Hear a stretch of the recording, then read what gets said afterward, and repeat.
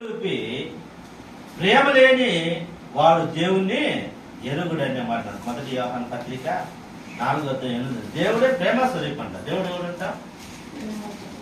ప్రేమ అంటే దేవుడు, దేవుడు అంటే ప్రేమ. ఇంకా అదే నీలో లేకపోతే నువ్వేం దేవుని బిడ్డ? అవునా కదా? దేవుడు అంటే ప్రేమ, ప్రేమ అంటే దేవుడు, అంతే. ఇంక వేరే ఏం లేదు. ప్రేమే దేవుడు.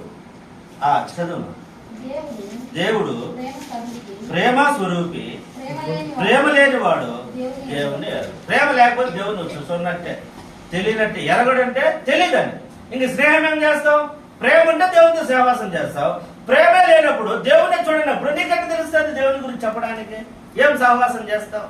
దేవుని ఎరగడు అని చెప్తా. 16వ వచనంలో చూడండి, అదే అధ్యాయంలో 4వ అధ్యాయంలో 16వ వచనం. మన ఎడల దేవునికి ఉన్న ప్రేమను మనం ఎరిగిన వారమే దాన్ని నమ్ముకొని ఉన్నాము. దేవుడు ప్రేమ స్వరూపి ఉన్నాడు. ప్రేమ యందు నిలిచి ఉండువాడు దేవుని యందు నిలిచి ఉన్నాడు. దేవుని యందు నిలిచి అదేనా? దేవుడు వాణి యందు నిలిచి ఉన్నాడు. ఇప్పుడు చూడండి, దేవునితో సహవాసం చేయాలంటే ప్రేమ యందు మనం నిలిచి ఉంటే మన యందు దేవుడు నిలిచి ఉంటాడు. దేవుని యందు మనం ఉండాలి, మన యందు దేవుడు ఉండాలి. అప్పుడు స్నేహం కుదురుతాడు. ప్రేమ లేకపోతే స్నేహం అంటే చేస్తాం. కొద్ది నూకులు ఒకటి తింటాంటే వెనకంటే పడతామా? ఒక రోజు చూస్తాం, 2 రోజులు చూస్తాం, నెల చూసేసి నీకు నాకు కుదరదు కూడా అనుకుంటాం.